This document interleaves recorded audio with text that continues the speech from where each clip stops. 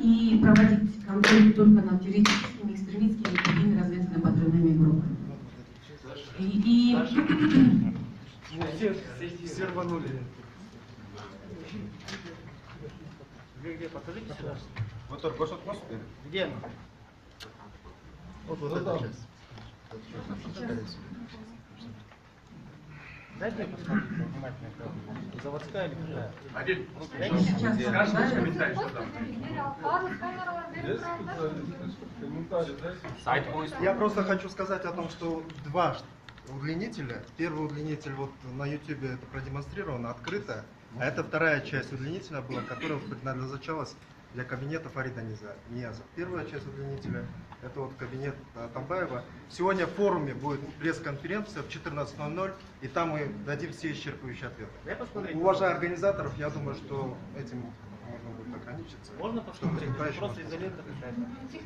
Давайте ее размотаем.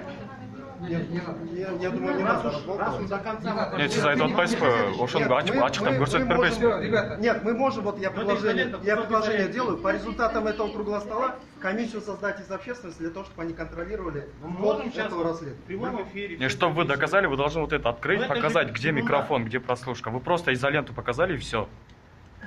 Ну, я не знаю, имею ли я право открывать и смотреть. Ну, если вы хотите доказать, вы должны же это открыть, показать.